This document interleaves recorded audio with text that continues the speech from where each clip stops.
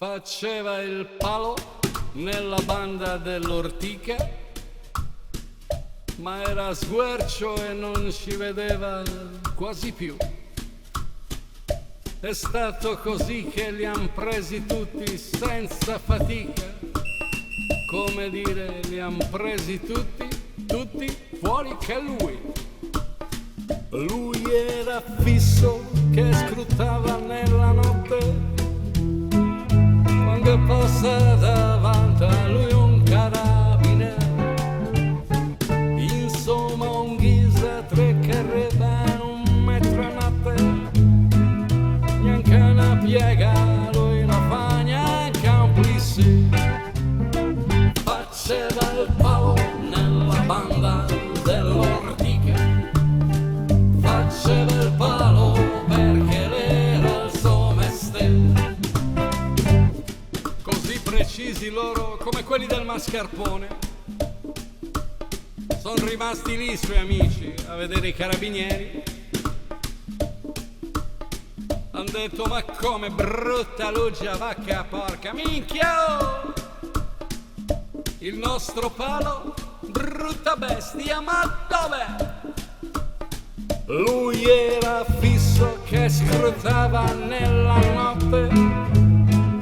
Han visto nulla, ma in compenso la sente niente, perché a vederci non vedeva un'autobotte, però sentirci che sentiva un accidente. Faceva il palo nella banda dell'Ortica, faceva il palo perché l'era il suo mestiere. Ci sono stati pugni, spari, grida e botte. Li amena via che raggiamo quasi mezzodì. Lui sempre fisso li a scrutare nella notte, perché vedeva i stesse not come nel dì.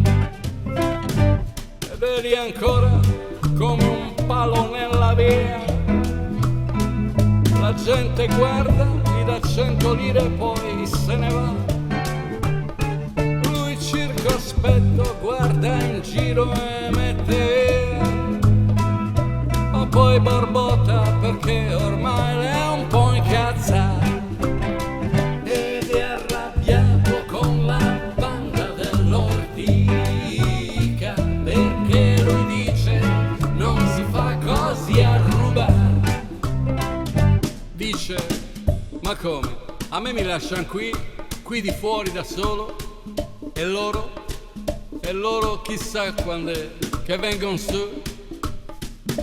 E poi il bottino me lo portano su a 100 lire, un po' per volta. A far così non finiamo più. Nonno che schile proprio un laurarde ciula. Io sono un palo, non un pirla, non ci sto più. Io vengo via da questa banda di pistola, mi metto in proprio così non ci penso più. Faceva il palo nella banda dell'Ortica, faceva il palo perché era il suo mestiere. Faceva il palo nella banda